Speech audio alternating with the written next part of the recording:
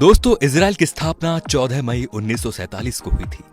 लंबे समय के संघर्ष के बाद यहूदी को ब्रिटेन से आजादी मिली थी और नए सौराष्ट्र की स्थापना हुई और इसे इजराइल नाम दिया गया।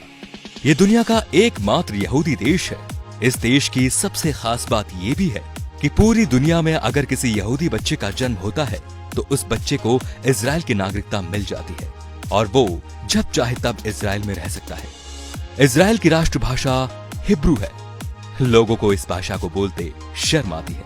यह दुनिया का एकमात्र यहूदी देश है, परंतु इस भाषा का अंत मध्यकाल में हो गया था। इस भाषा को सीखने वाला भी अब कोई नहीं बचा। और जब इजराइल की स्थापना हुई दोस्तों, तो इस देश के यहूदियों ने इस भाषा को पुनर्जीवित कर दिया था और उसको वहां की आधिकारिक भाषा भी बना दिया। 2000 के आंकड़ों के अनुसार यहाँ की जनसंख्या 92 लाख के आसपास है। देखा जाए तो ये दिल्ली और मुंबई से बहुत कम है। क्षेत्रफल में केरल से भी छोटा है।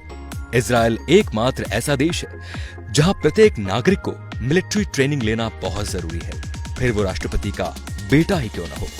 उसे कुछ समय के लिए सेना में काम करना अनिवार्य है। वो पुरुष हो या स्त्री, दोनों को जरूरी है। 15 साल से बच्चों की आर्मी ट्रेनिंग शुरू हो जाती है। हाई स्कूल की पढ़ाई पूरी करने के बाद ये ज्वाइन करनी पड़ती है। नियम के अनुसार लड़के को 3 और लड़की को 2 साल काम करना पड़ता है। इजराइल लोकतांत्रिक देश है, फिर भी वहां भारत और ब्रिटेन की तरह लिखित संविधान नहीं है। वो परंपरा और देशवासियों के हिसाब से नियम और कानून बनाते रहते हैं। इजराइल में साइकिल चलाने के लिए भी लाइसेंस बनाना पड़ता है। ये दुनिया के 9 देशों में से एक है जिनके पास परमाणु और सैटेलाइट सिस्टम है। इजराइल की वायुसेना दुनिया के 4 नंबर पर आती है और बहुत ही शक्तिशाली है। और ये दुनिया का एकमात्र ऐसा देश है कि अगर यहाँ पर कोई भी मिसाइल भेजता है तो वो मिसाइल यहाँ पहुंचने से पहले ही नष्ट हो जाती है। विज्ञान के मामले में भी ये सबसे आगे है। मोटोरोला ने अपना पहला मोबाइल फोन इजराइल में ही बनाया था। माइक्रोसॉफ्ट के लिए पहला पेटीएम जीपैड यहीं बनाया गया था। वॉइसमेल भी यहीं विकसित की गई। वैज्ञानिक अल्बर्ट आइंस्टाइन भी यहूदी थे। उनको इजराइल का राष्ट्रपति बनने का ऑफर भी दिया गया था, लेकिन उन्होंने मना कर दिया कि वो राजनीति के लिए नहीं बने। फेसबुक के संस्थापक भी यहूदी हैं। आजादी के समय ना यहाँ खेती की जाती थी और ना ही पानी का स्रोत था।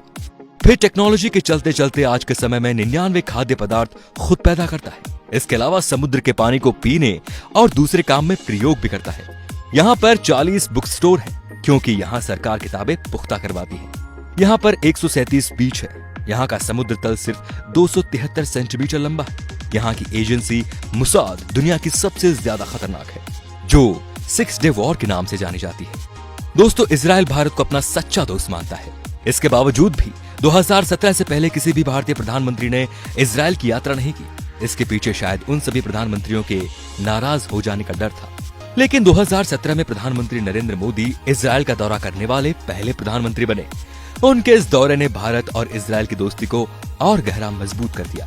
दोस्तों, 2014 से पहले जब हमारे देश में कोई आतंकवादी हमला होता था तब उसकी कड़ी निंदा की जाती थी, जबकि 1948 से ही इजराइल का एक ही मूल मंत्र रहा है कि अगर किसी देश ने हमारे देश के एक नागरिक को मारा तो हम उसके देश में घुसकर उसके 1000 नागरिक को मारेंगे। और फिर उन्होंने ये करके भी बताया। तो दोस्तों, इजराइल से सिर्फ 1 साल पहले हमारा देश आजाद हुआ था, लेकिन विकास के मामले में आज हम कहाँ हैं और इजराइल कहाँ है, ये सब आपको पता है। तो आप सभी को भी इजरायली नागरिकों से यही सीख लेनी चाहिए और अपने देश की तरक्की में पूरा योगदान करना चाहिए। धन्यवाद।